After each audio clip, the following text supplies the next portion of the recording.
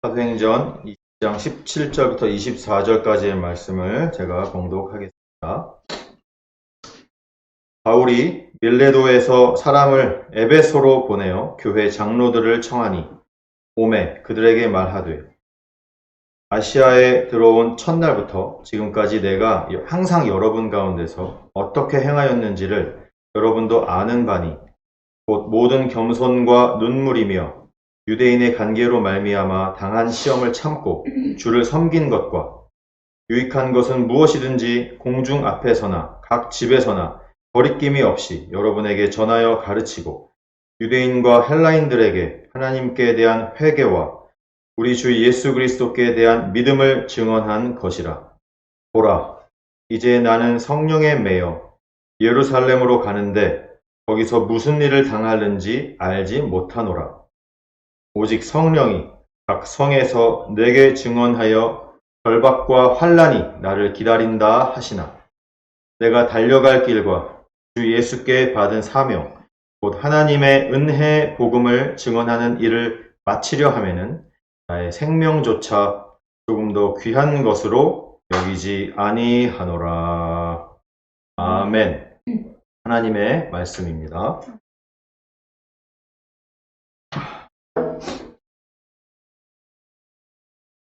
시간에 또 오늘 이 본문 말씀 가지고 나에게 주신 사명이라는 제목으로 하나님의 말씀을 함께 나누기 원합니다. 한 주간 잘 지내셨습니까? 네, 저희도 잘 지내고 있습니다. 하나님의 은혜로. 오늘 본문 제목이 설교 제목이 나에게 주신 사명입니다. 그런데 보통 사명 하면은 이 사명이 도대체 무슨 뜻이냐 하면 사전에 보면 이런 뜻이 있어요. 사전, 국어 사전에 보면 사명을 찾아보니까 맡겨진 임무, 사신이나 사절이 받은 명령, 그리고 한영 사전을 또 찾아봤어요. 한글로 사명을 영어로 뭐라 하는지 찾아봤더니 영어로는 미션, 그리고 콜링, 그리고 직업적인 사명으로 vocation, 직업이라는 의미의 그런 또 있었습니다. 그런데 사명이 이런 뜻인데 우리 지금 함께 예배를 드리시는 성도님들이 이런 생각을 하실지 모르겠어요. 무슨 생각이냐면 아니 무슨 사명이니 소명이니 뭐 비전이니 이런 거는 뭐 젊은 청년들 데려다 놓고 해야 하는 설교 아닙니까? 그죠? 예, 당연히 합니다. 제가 청년 담당 목사도 오래 했기 때문에 당연히 합니다. 당연히 하는데 근데 성경은 이 사명이니 소명이니 비전이니 이런 말을 청년들에게만 하고 있는 것이 아니라는 사실을 우리가 명심해야 할 것입니다. 목사님 그러면 이제 와서 제가 뭐 나이가 이제 60이고 70 다 돼가고 막 70되고 막 이런데 이제 와서 무슨 사명이니 비전이니 소명이니 이런 말씀을 하십니까? 이렇게 얘기하실 수 있죠. 그죠? 이해합니다. 이해합니다. 근데 기억하시는지 모르겠어요. 아마 기억을 못 하실 거라고 저는 거의 100% 확신하는데 기억력이 아주 좋으신 몇 분 말고는 제가 벌써 2년 전이에요. 2019년 10월 그리고 11월 한 3주 정도에 걸쳐서 저와 같이 예배를 드리셨던 분들은 제가 2019년 10월 셋째, 넷째 그리고 11월 첫째 주 이렇게 3주에 걸쳐서 시리즈 설교를 한 적이 있습니다. 주일날. 첫 주에는 아브라함에 대한 설교를 했었고 두 번째 주에는 모세에 대한 설교를 했었고 세 번째 마지막 주에는 갈렙에 대한 설교를 했었습니다. 세 번의 시리즈 설교를 전해드렸었는데 이 시간에 그 얘기를 다 할 수는 없고 무슨 얘기였는지 혹시 기억나십니까? 기억 안 나실 겁니다. 제가 짧게 무슨 얘기였냐 오늘 설교와도 관련이 있기 때문에 제가 앞부분에 잠깐 얘기를 드릴게요. 아브라함이 창세기 12장에 보면 본토 친척 아비집을 떠나 내가 내게 지시할 땅으로 가라 라는 하나님의 명령을 받고 고향 땅을 떠났죠. 그죠? 그때 아브라함의 나이가 몇 살이었는지 아십니까? 기억하세요? 20대, 30대 청년 때 고향 땅을 떠난 게 아닙니다. 75세. 75세라는 나이에 고향 땅을 떠나 하나님의 부르심대로 유리방황하는 그런 인생을 살게 되었죠. 그러면서 하나님이 아브라함에게 뭐라 했습니까? 내가 너를 복이 되게 하겠다. 너를 통해서 수많은 민족들이 복을 받을 것이다. 라는 이런 놀라운 사명을, 놀라운 소명을 아브라함이 75세 때 주셨습니다. 그래서 아브라함을 통해서 큰 민족을 이루시겠다고 해놓고서는 시간이 수년이 지나도록 10년, 20년이 지나도록 아들을 안 주셨고 결국에는 100세가 돼서요. 그 약속하신 지 25년이 지나서 아브라함이 100세가 돼서야 아들 이삭을, 약속의 아들 이삭을 주시지 않았습니까? 아브라함이 어마어마하게 나이가 많은 때에 하나님이 이렇게 사명을 주셨다라는 얘기를 했습니다.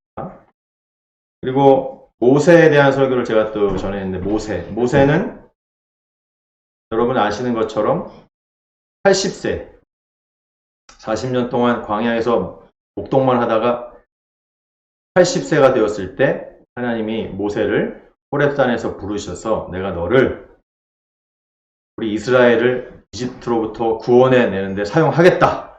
이런 놀라운 사명을 그것이 바로 모세가 80세에 하나님이 하셨던 일입니다. 그리고 갈렙은 나이가 청년의 나이도 아니고 어마어마하게 많은 나이인데 헤브론 산지에 있는 거인족들 내가 다 쳐서 무찌르겠다. 가나안 땅에 헤브론 산지에 있는 거인족들을 내가 다 무찔러서 그 땅을 내 기업으로 삼겠습니다. 라고 이렇게 얘기했던 갈렙이 그때 나이가 85세였습니다. 여러분 그 잘 유명한 찬양 있잖아요. 이 산지를 내게 주소서. 산지를 내게 주소서. 이 말씀이 이 갈렙의 유명한 이 믿음의 선포에서 나온 그런 말씀이 아니겠습니까? 그럼 무슨 얘기냐면 하나님께서 주시는 소명 혹은 사명은 나이와 아무 상관이 없다라는 것을 성경에서 가르치고 계시다는 것입니다. 여러분 믿으십니까? 왜냐하면 제가 이런 얘기를 왜 지금 하고 있냐면 이 예배를 저와 함께 들으시는 분들 그리고 이 설교를 들으시는 분들이 많은 분들이 50대, 60대, 70대이시기 때문에 제가 이 말씀을 전합니다.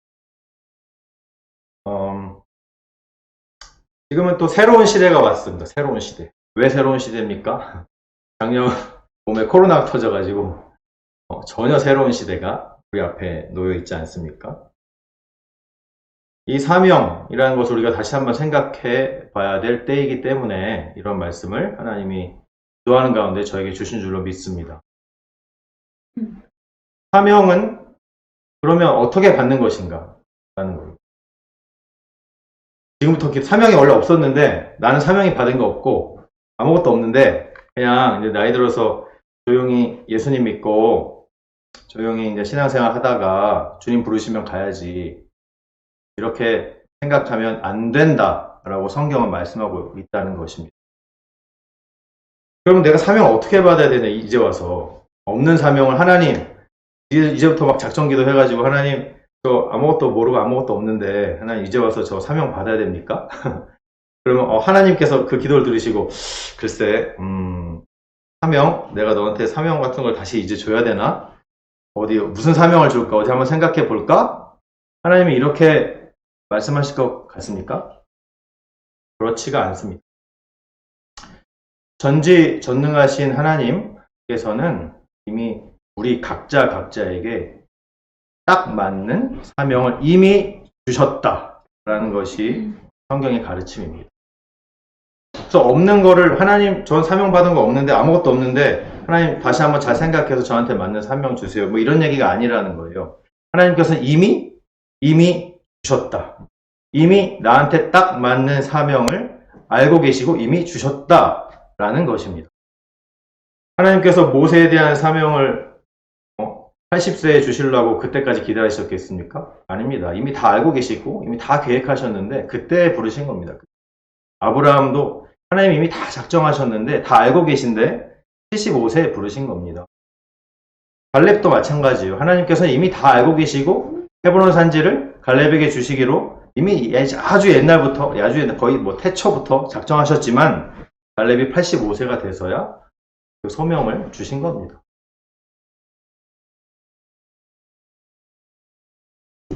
그럼 왜 나는 모를까요? 여러분은 왜, 죄송합니다. 손가락을 가르쳐가지고. 여러분은 왜 모릅니까? 왜 모를까요? 하나님이 나에게 주신 사명을 왜 모를까요? 하나님이 이미 주셨지만 내가 모르는 이유는 내가 잠자고 있기 때문입니다. 내가 잠자고 있기 때문에 모르는 것입니다. 하나님께서 이미 주셨지만 모르는 거예요. 그래서 오늘 말씀을 통해서 이 코로나가 시작이 됐고 새로운 시대가 시작이 됐는데 이 시대에 나에게 주신 사명을 발견하기 위해서 3가지 정도를 저와 함께 묵상해 보기를 바랍니다. 첫 번째는 내가 어떤 시대를 살고 있는지 정확히 알아야 합니다. 어떤 시대를 살고 있는지. 성경에 보면은 수많은 사람들이 자기가 어떤 시대를 살고 있는지 잘 알았던 사람들이 여러 명 나옵니다. 여러 명 나오는데 이러한 관점에서 제가 좋아하는 인물이 하나 있어요. 누구냐 하면 바로 세례 요한. 세례 요한은 자기 자신이 어떠한 시대에 어떠한 때에 태어났고 살아가고 있는가를 그 누구보다도 아주 정확하게 알고 있었던 사람이었습니다. 여러분 세례 요한에 대한 얘기가 어디 나옵니까? 마태, 마가, 누가, 요한 4복음서라고 하는 곳에 골고루 세례 요한의 얘기가 나옵니다. 세례 요한이 처음에 사역을 시작하면서 나왔을 때 무슨 얘기가 성경에 나오냐 하면 유대 광야에서 말씀을 크게 전파를 합니다. 뭐라고 얘기했냐 하면 회개하라 천국이 가까이 왔느니라 라고 이렇게 세례 요한이 얘기하면서 근데 성경에 무슨 얘기가 나오냐면 특히 마태복음이나 누가복음에 이런 말씀이 나와요. 그 세례 요한이 누구냐 하면 선지자 이사야를 통해서 이미 말씀하신 자다. 이렇게 성경이 기록하고 있습니다. 그래서 이사야서에서 뭐라고 나오냐 하면 광야에 외치는 자의 소리가 있어 이르되 너희는 주의 길을 준비하라. 그가 오실 길을 곧게 하라. 이렇게 이사야서 40장 3절에 있는 말씀을 들어가면서 세례 요한에 대해서 설명을 하고 있습니다. 그러면 세례 요한이 어떤 사람입니까? 주의 길을 준비하는 사람이에요. 주의 길. 그가 오실 길을 곧게 해야 되는 사람이에요. 여기서 그는 누구냐 하면 바로 예수님이죠. 당연히. 그런데 성경에는 자세한 얘기가 없지만 이 당시의 역사학자들, 신학자들의 연구에 따르면 이 세례 요한은 보통 그냥 사복음서에서만 설명하고 있는 그런 존재감이 없는 그런 사람이 아니었어요.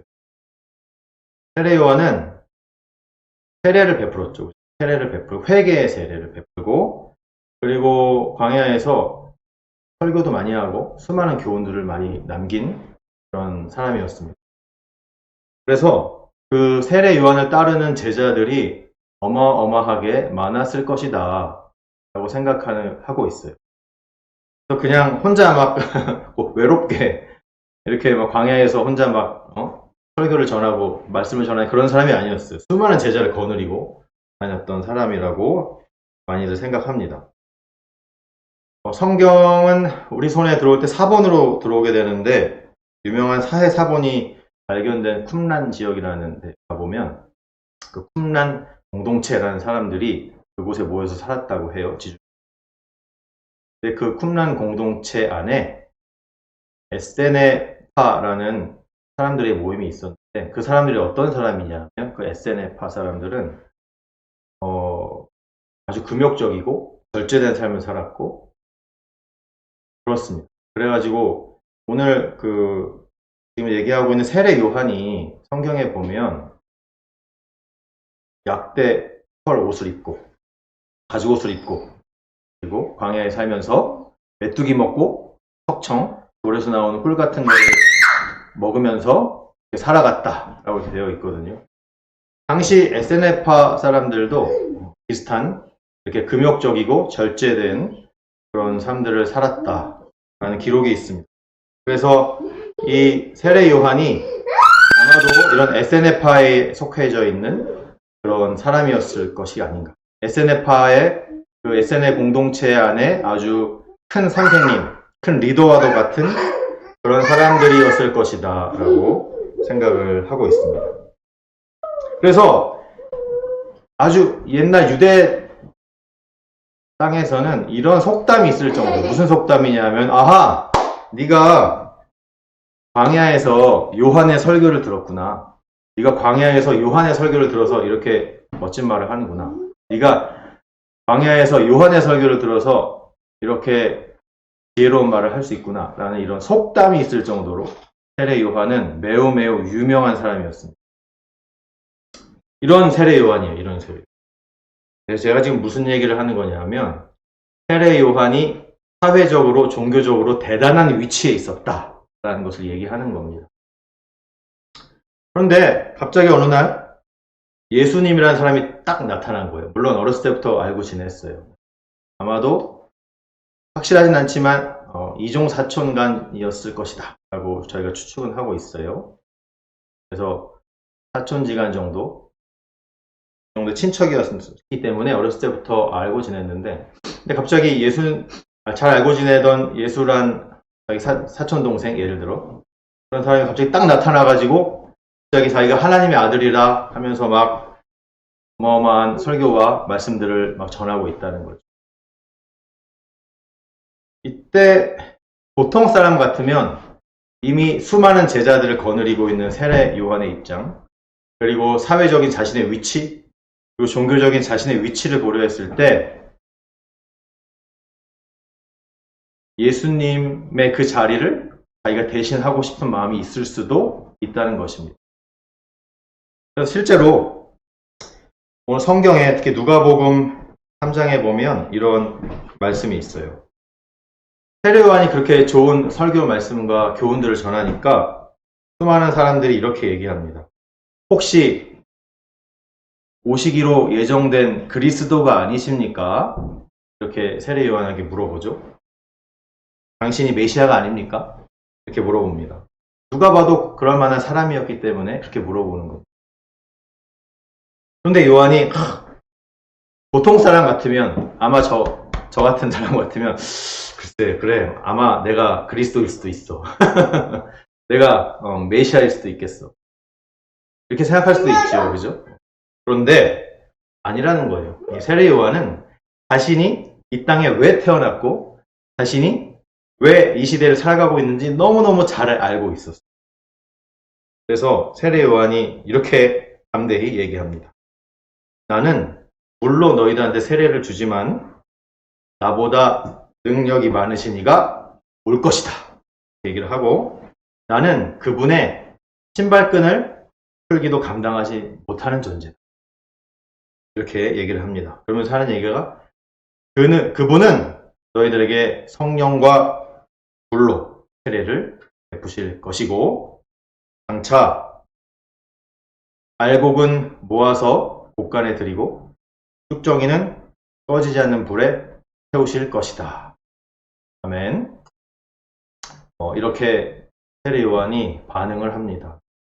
얼마나 세례 요한이 자신의 위치를 너무 잘 알고 있어. 자기를 따른 수많은 제자들, 자기의 종교적인 위치, 사회적인 위치, 그걸 고려했을 때 이렇게 자기의 처지를, 자기의 상황을 이렇게 잘 알고 있는 사람, 너무너무 겸손하고 자기는 그런 사람이 아니라는 거예요.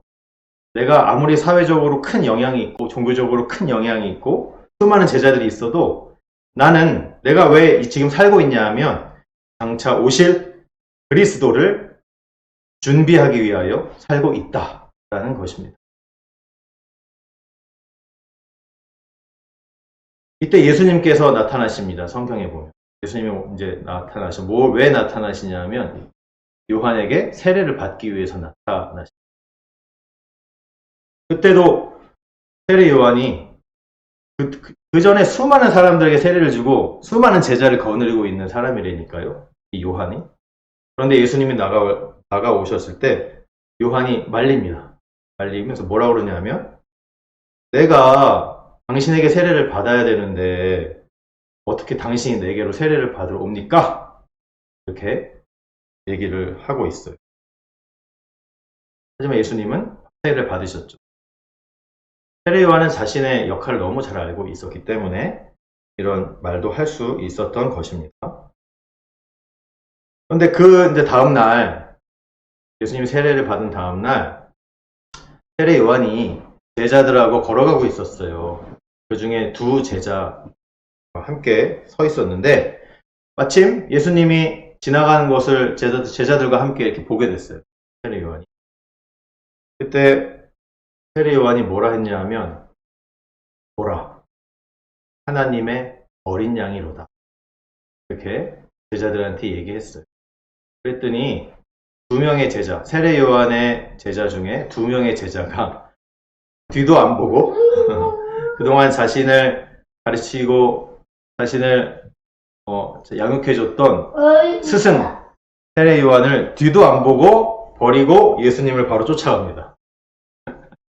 그때 예수님을 쫓아갔던 두 제자가 누구냐 하면 바로 베드로의 형제인 안드레와 정확히 성경에 나와 있지만 아마도 요한복음의 저자인 사도 요한이 아니었을까 이렇게 생각합니다. 안드레와 요한. 그래서 원래 이 안드레하고 요한은 원래는 세례 요한의 제자였어요. 근데 이제 그리스도가 예수님이 딱 나타나시니까 그리고 자신의 스승이 보라 하나님의 어린 양이다 이렇게 얘기하니까 이분이 메시아구나 바로 알아채고 자신의 스승을 버리고 뒤도 안 보고 예수님을 쫓은 사람들이 바로 안드레하고 사도 요한이에요. 여러분 세례 요한의 마음이 어떻겠어요? 보통 사람 같으면 이 나쁜 놈들 그죠? 이 배은망덕한 놈들 내가 너를 그동안 얼마나 이렇게 너희를 잘 가르치고 교훈을 줬는데 나를 버리고 예수를 쫓아가다니 이렇게 충분히 생각할 수가 있는 그런 상황이죠. 그런데 세례 요한은 그러지 않았어요. 자신이 왜 이 땅에 태어났고 왜 이 시대를 살고 있는지를 너무너무 잘 알고 있었기 때문인 것입니다. 자신의 역할이 무엇인지 너무너무 잘 알고 있었던 것입니다. 세례 요한이 어떤 시대에 살고 있었습니까? 세례 요한이. 여기서부터 이제 잘 들어야 됩니다. 되게 중요한 말씀을 나누길 원해요. 세례 요한이 어떤 시대에 살고 있었습니까? 세례 요한은 고대 근동 이스라엘에 살고 있었던 사람이죠. 근데 만약에 세례 요한이 어떤 시대라고 했을 때 그렇지 아주 옛날 2000년 전에 예수님과 비슷한 시기에 그때에 살던 사람 이렇게 생각한다면 그거는 예수님 안 믿는 사람들도 불신자들도 다 그렇게 생각합니다. 그럼 우리는 그리스도인으로서 어떻게 대답을 해야 될까요? 세례 요한이 어떤 때에 살고 있었을까? 세례 요한은 인간이 타락한 이후에 모든 태어난 아기들이 다 죄인으로 태어나고 있는 그리고 장차 오실 메시아를 기다리고 있는 그 시대에 살고 있었습니다. 이것이 믿음으로 바라보는 이 세상의 때입니다. 무슨 말이냐고요? 다시 한번 얘기해 드릴게요. 세례 요한이 살던 시대는 아담의 범죄 때문에 인간이 타락한 하지만 아직 메시아가 오지 않은 인간의 타락과 메시아의 구속 사건이 인간이 타락했지만 메시아는 아직 오시지 않아서 구속 역사가 없었던 그 시대에 살고 있었다. 인간의 타락과 구속 그 중간에 살고 있었다. 그리스도인은 이러한 관점으로 이 세상의 시간을 바라봐야 됩니다. 이 세상의 시간이 처음에 어떻게 시작했습니까? 하나님께서 창조하심으로 시작했어요. 창조. 첫 번째는 창조를 생각할 줄 알아요. 아, 이 세상은 창조로 시작이 됐지. 첫 번째. 그리고 나서 아담이 범죄했잖아요. 아담과 하와가 범죄하여 원래는 영원히 하나님과 살아야 될 인간이 되었고 완전한 인간이 아담의 범죄로 타락했죠. 타락. 그리고 나서 이 세례 요한의 시대까지 온 거죠. 타락한 시대에 계속 살고 있는 거죠. 세례 요한도. 그리고 나서 예수님이 오셔서 이제 전 우주적인 구속의 역사가 일어나지 않았습니까? 구속의 역사. 그리고 나서 그게 끝입니까? 예수님 부활하시고 예수님 뭐라고 그러셨어요? 다시 돌아오겠다 그러셨잖아요. 예수님의 재림을 또 우리는 생각을 해야 됩니다. 그래서 우리는 이 세상을 살아가면서 어떤 시간의 흐름 속에 살고 있냐 하면 창조와 타락, 그리고 구속, 그리고 장차 있을 재림, 이 시간의 연속성 위에 살고 있다는 것을 우리 마음 깊이 명심하고 살아야 되는 것입니다. 오늘 세례 요한은 이걸 너무 잘 알고 있었어요. 자기가 나는 인간의 타락과 구속, 장차 있을 구속, 그 중간의 시대에 살고 있구나 라는 것을 너무너무 잘 알고 있었던 사람이 바로 세례 요한입니다. 그러면 세례 요한은 그렇고, 그럼 우리는요?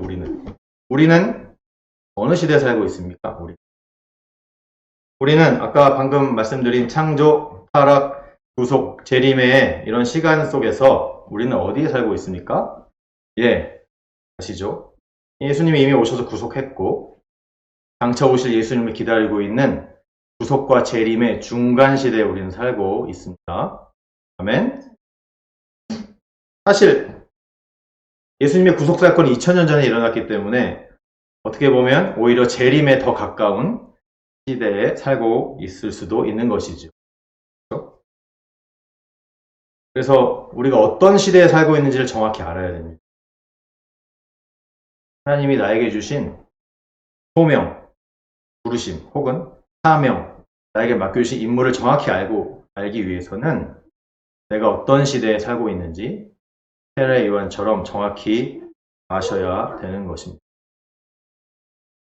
세례 요한처럼 자신의 때를, 자신의 시간을 정확히 파악하시길 바랍니다. 두 번째는 뜻을 품고 기도해야 합니다. 뜻을 품고 기도해야 합니다. 뜻을 품고 기도한 수많은 사람들이 성경에 많이 나옵니다. 많이 나오는데 오늘은 그 중에 느헤미야 얘기를 잠깐 했습니다. 느헤미야. 여러분 느헤미야서에 보면 느헤미야 얘기가 나오죠. 느헤미야는 이스라엘이 다 멸망을 하고 남유다도 바벨론에 의해 다 멸망하고 그 바벨론도 멸망을 한 페르시아에 의해서 멸망을 한 그 시대에 페르시아에서 살고 있던 사람입니다. 그래서 자기는 느헤미야는 유대 땅에서 태어난 사람이 아니에요.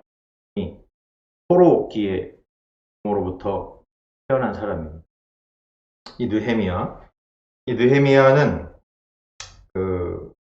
느헤미야 1장에 보면 느헤미야가 바사, 페르시아의 수산궁, 그 왕이 살고 있는 아닥사스다 왕이 살고 있는 수산궁에 같이 살고 있었어요. 그 수산궁이 시죠, 시. 지금으로 막 얘기하면은 어떤 시 같은 곳인데 그 궁 안에 있는데 근데 자기 형제 중에 하난이라는 사람이 있는데 그 사람이 유다 땅을 갔다 왔대요. 그래서 물어봤어요. 도대체 유다하고 예루살렘이 어떤 사정이냐 물어보니까 그 사람이 얘기하는 게 거기에 지금 남아있는 사람, 유다 사람들 그리고 예루살렘 사람들이 어떻게 지내냐 하면 큰 환란을 당하고 있다. 그리고 능욕을 받고 있다. 그리고 예루살렘 성은 다 허물어지고 성문들은 불탔다. 이런 얘기를 느헤미야가 전해 들었습니다. 이런 얘기를 딱 듣고 나서 느헤미야가 어땠습니까? 보통 사람 같으면 참 안 됐네, 참 안타깝다, 그런 일이 있었구나, 아유 어쩜.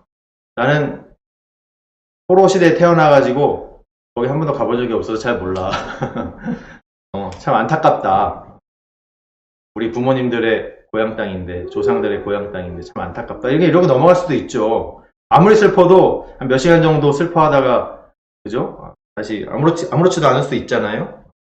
그런데 이 느헤미야는 그러지 않았다는 거예요.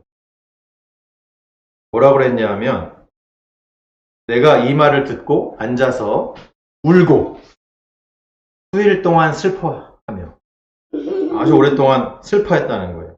그러고 나서 하늘의 하나님 앞에 금식하여 기도했다.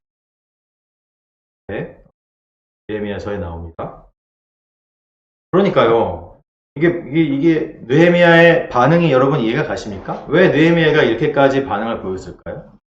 왜 예루살렘 성이 허물어지고 성문이 불탔고 라마 있는 유다 사람들이 환난을 당하고 능욕을 받고 있다, 이것을 그냥 참 안 됐네, 안타깝다, 이게 이렇게 끝나는 게 아니고 이렇게까지 앉아서 울고 수일 동안 슬퍼하고 하나님께 금식하며 기도하고, 이런 일이 어떻게 가능했을까 라는 것입니다. 이것이 왜 가능했냐면, 이 무너진 이스라엘, 그리고 예루살렘 성이 무너진 것, 이것이 너무너무 자신의 사명으로 다가왔기 때문인 것입니다. 그렇기 때문에 너무 슬펐고 금식하며 기도하며 그냥 하루 이틀로 그냥 끝나는 것이 아니라 아주 며칠, 수일 동안 그렇게 가슴이 고통스럽고 가슴이 요동하여서 견딜 수가 없었던 것이 바로 느헤미야였던 것입니다.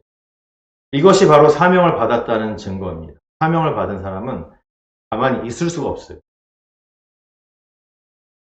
그러고 나서 이 느헤미야가 무슨 기도를 했습니까? 하나님, 저에게 사명을 주셔서 감사합니다, 이런 기도 안 했어요. 무슨 기도했냐면, 민족의 죄를 대신해서 회개 기도를 하나님께 드렸습니다. 우리 조상이 이렇게 잘못해가지고 우리가 이렇게 멸망을 당했습니다. 나와 내 아버지의 집이 범죄한 것을 용서하여 주시옵소서, 이렇게 기도했습니다. 그러고 나서 그 기도의 마지막에 보면 무슨 얘기가 나오냐면, 이제 오늘 제가 형통해서 이 페르시아 사람들 앞에서 은혜를 입게 하옵소서, 기도문이 마치죠. 정말 이렇게 힘들고 어려운 때인데 유다가 다 망해가지고 사람들이 환난을 받고 능욕을 당하고 예루살렘 성이 허물어지고 다 성문이 불탔고 막 이런 상황인데, 하나님 나에게 이것을 회복할 수 있는 마음을, 회복하려고 하는 그런 사명을 주셨으니까 하나님, 제가 형통해서 이 페르시아 사람들 앞에 은혜를 하옵소서 했더니 어떻게 됐습니까? 그 페르시아 왕 아닥사스다 왕의 술관원이 되었다, 성경이 하고 있습니다. 그래서 무슨 일이 있었죠? 왕의 술관원이 되고 나서 한 4개월, 5개월 정도 지났어요. 여전히 이 느헤미야는 그 수개월 시간 동안에 예루살렘을 회복해야겠다는 그런 하나님께서 주신 사명으로 가슴이 늘 요동치고 있었던 것을 우리가 알 수가 있습니다. 성경을 보면. 그래서 4개월, 5개월이 지났어요. 꽤 많이 지났어요. 여전히 그 마음을 품고 있는 거예요. 근데 하루는 왕한테 술을 드리려고, 포도주를 드리려고 왕 앞에 나아가는데, 왕이 딱 보니까, 네가 병이 없고 건강한데 왜 얼굴에 이렇게 수심이 있냐, 이렇게 얘기를 하는 거죠. 너 무슨 근심 있는 거 아니냐, 얘기했어요. 근데 왕이 이렇게 얘기하는 것은 요즘 시대하고는 전혀 다른 상황이 됩니다. 당시에 왕은 거의 신과도 같은 존재이기 때문에 자기가 마음에 안 들면 자기가 들고 있는 왕의 홀을 하면은 갑자기 어디서 군인들이 막 병사들이 뛰어나와가지고 그 사람들 지도새도 모르게 끌고 가서 죽이는 그런 시대였어요. 그래서 성경에 보면 이런 말이 나와요. 왕이 그런 말을 하니까 그때 내가 크게 두려워하여. 느헤미야가 너무 무서웠어요. 왜냐면 잘못하면 죽을 수도 있으니까. 감히 왕을 시중드는 사람이 얼굴이 근심이 가득해가지고 이렇게 하면 말이 안 되는 거예요. 죽을 수도 있는 거예요. 순간에. 근데 이 느헤미야가 그동안 기도해 왔기 때문에 담대히 왕에게 이런 말을 합니다. 무슨 말을 하냐면, 왕이여, 내 조상들의 묘실이 있는 그 성읍, 그 예루살렘 성읍이 이제까지 황폐하고 성문이 불탔는데 제가 어떻게 얼굴에 수심이 없겠습니까? 이렇게 얘기합니다. 어마어마한 용기예요. 그죠? 그 순간에도 역시 이 아닥사스다 왕이 들고 있는 홀 한번 싹 이렇게 하면은 그냥 즉사를 하는 그런 시대였기 때문에. 근데 왕이 너무 말도 안 되는 반응을 보입니다.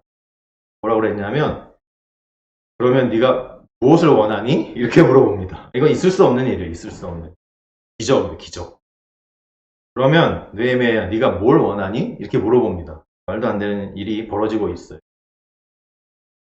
근데 그때 느헤미야가 뭐 하냐면, 성경에 보니까 내가 곧 하늘의 하나님께 기도하고, 성경의 번역에는 묵도하고 되어 있는데 히브리어 원어를 보면 그냥 조용히 기도했다 이런 얘기 원어에는 없어요. 그냥 내가 하늘의 하나님께 기도하고, 왕 앞이니까 조용히 묵도하는 식으로 했겠죠. 그 순간에도 기도를 하는 거예요. 그 순간에 자칫 잘못하면 목이 달아나는 그런 순간에도 느헤미야는 기도를 했습니다. 기도하면서 또 담대히 지혜롭게 왕에게 얘기합니다. 뭐라고 얘기하냐면, 나를 유다 땅 나의 조상들이 묘실이 있는 성읍에 보내어서 그 성을 건축하게 하옵소서. 할렐루야. 말도 안 되는 아닥사스다 왕 입장에서는 말도 안 되는 얘기를 지금 하고 있는 거예요. 느헤미야가. 말도 안 되죠. 그냥 말도 안 되는 헛소리 하고 있구나. 당장 코를 싹 하면 그냥 목이 달아나는 그런 상황인 것입니다.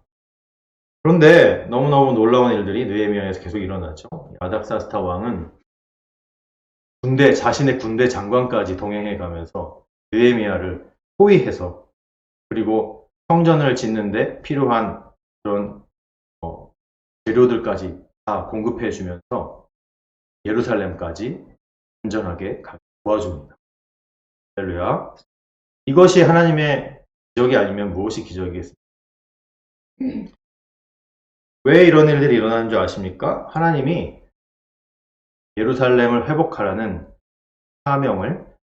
소명을 우리 느헤미야에게 주었기 때문입니다.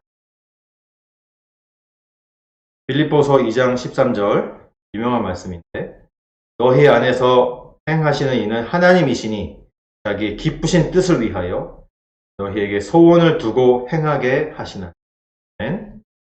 자기의 기쁘신 뜻을 주신대요. 그것이 나의 소원이 되게 하신대요.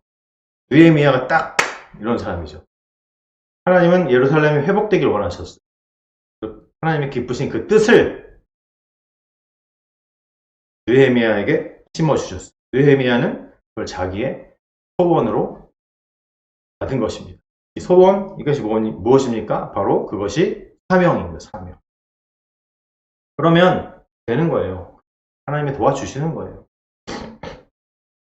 느헤미야는 예루살렘의 회복이라는 아주 그냥 가슴 떨리는 그 큰 뜻을 품고 계속 기도했더니 예루살렘 성벽을 건축하게 되는 놀라운 사명을 받게 됩니다.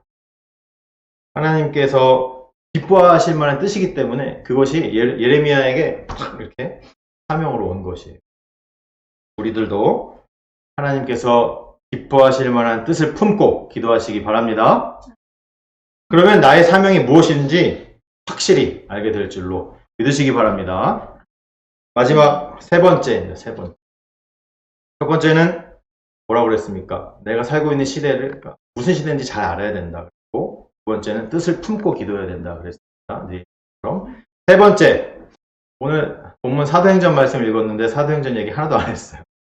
이 세 번째에서 얘기하려고 안 했습니다. 세 번째는 복음 전파에 쓰임을 받아야 합니다. 복음 전파에 쓰임 받으시기 바랍니다. 이런 사람들이 있어요. 어떤 사람들이냐면, 나는 이상하게 가난한 사람들만 보면은 마음이 너무 아파. 나는 가난한 사람들을 위해서 나는 열심히 봉사할 거야. 그래서 가난한 사람들을 찾아가서 구제하고 보급품도 막 나눠주고, 그죠? 그런 사람들을 많이 도와줍니다.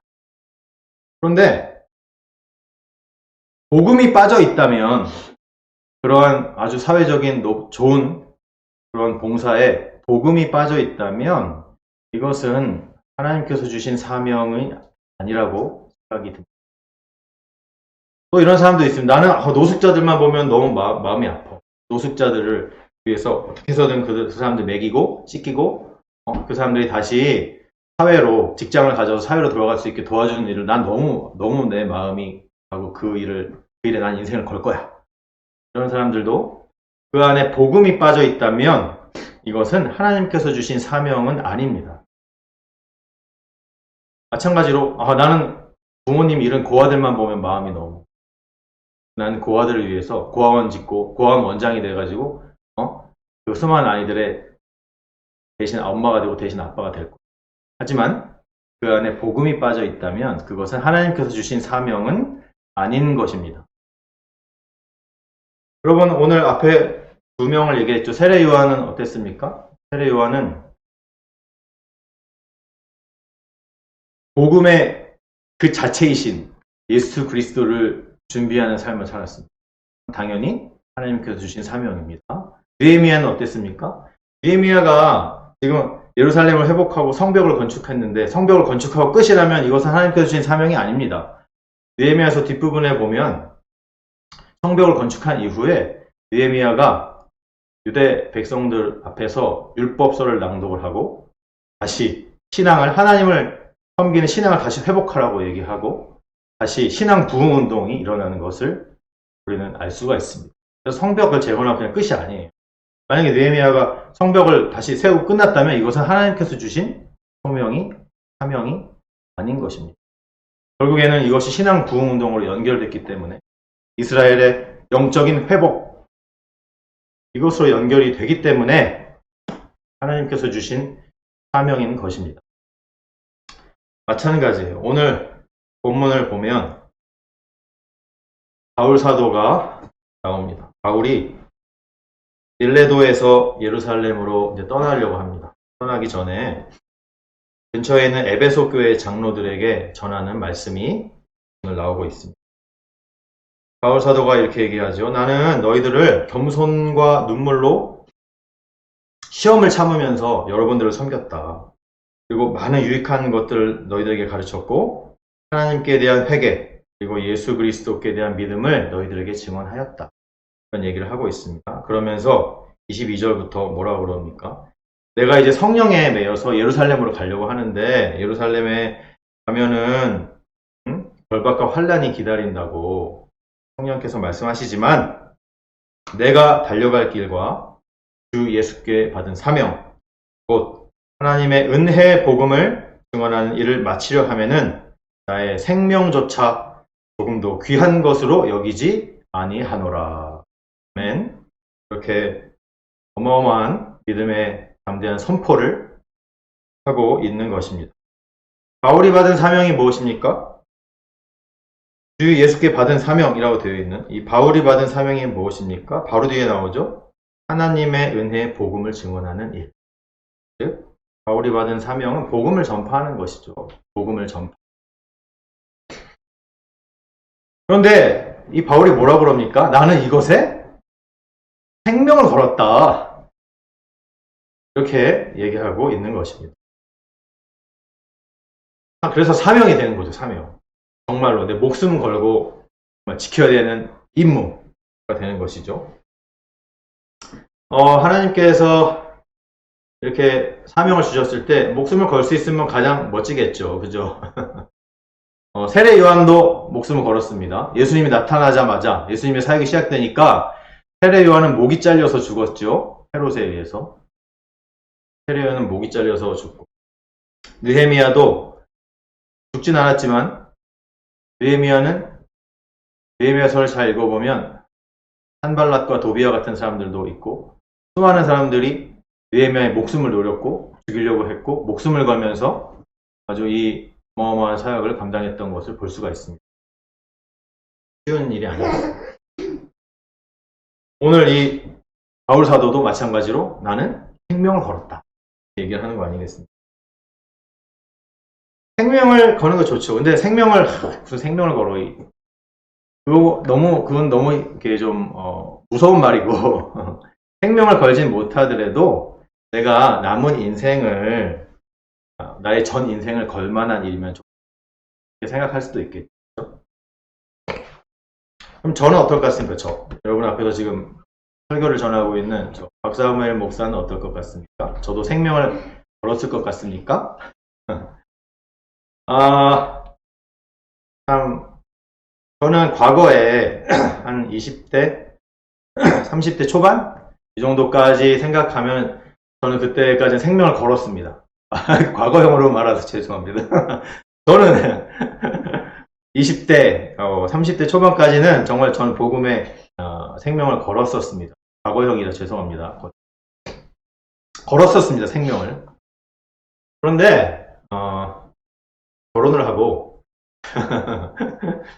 그리고 이제 자식을 낳고 그리고 제가 만 44세가 다 됐을 때 얻은 아들도 있고 여러분 이제 결혼을 해가지고 자녀를 키워본 분들이면 제 말이 무슨 말인지 너무너무 잘 이해하실 겁니다. 그렇게 살다 보니까 이 복음 전파에 생명을 못 걸겠는 거예요.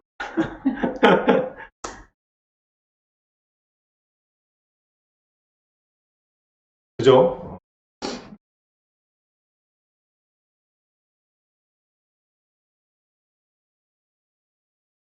이게 쉬운 일이 아닌 거예요. 내가 다시 언제 이 복음 전파에 생명을 내가 걸 수 있을까 생각을 해보니까 지금 당장은 못하겠고 나중에 애들이 좀 크고 적어도 우리 루크가 한 20살쯤 되면 가능하지 않을까? 이런 생각을 또 해보게 됩니다. 그때면 아마 가능하지 않을까 이렇게 생각을 해봅니다. 웃기지만 한편으로는 만약 웃을 수만은 없는 그런 제 자신을 이렇게 바라보게 되는 것입니다. 어쨌든 저는 과거에는 생명을 걸었고 이제 앞으로도 당장은 하기 어렵지만 앞으로 또 다시 이렇게 바울 사도처럼 세례 요한처럼 느헤미야처럼